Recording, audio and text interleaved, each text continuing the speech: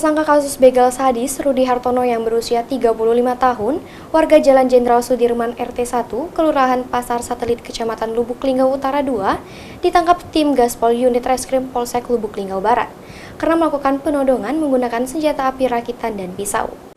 Rudi yang merupakan residivis ditangkap karena melakukan penodongan dengan senjata api rakitan dan pisau. Ia beraksi Rabu 15 Desember 2021 lalu di Jalan Kenanga 1, Kelurahan Pasar Satelit, Kecamatan Lubuk Linggau Utara 2. Korbannya Eri Saputra berusia 21 tahun, warga Gang Duku RT 4, Kelurahan Jogoboyo, Kecamatan Lubuk Linggau Utara 2. Saat korban mengendarai sepeda motor Honda Beat bersama dua temannya, tiba-tiba tersangka Rudi dan rekannya Rendra yang sudah ditangkap lebih dulu dan dia pernah terlibat kasus begal anak sekolah. Komplotan ini pun menghadang motor korban dan mereka kemudian menodongkan pistol ke arah korban dan pelaku mengancam akan menembak korban. Kemudian keduanya merampas sepeda motor Honda Beat dengan nopol B5186 TCO yang dikemudikan korban. Kapolres Lubuk Linggau AKBP Nuryono melalui Kapolsek Lubuk Linggau Barat Ibtu Farizal Alamsyah didampingi Kanit Reskrim Aibtu Faisal menjelaskan tertangkapnya Rudi berawal dari pengembangan tersangka Rendra dan tersangka ditangkap saat berada di kos di Kelurahan Pelita Jaya. Hasil interogasi, pelaku mengakui perbuatannya sekaligus menunjukkan tempat disembunyikan senpira.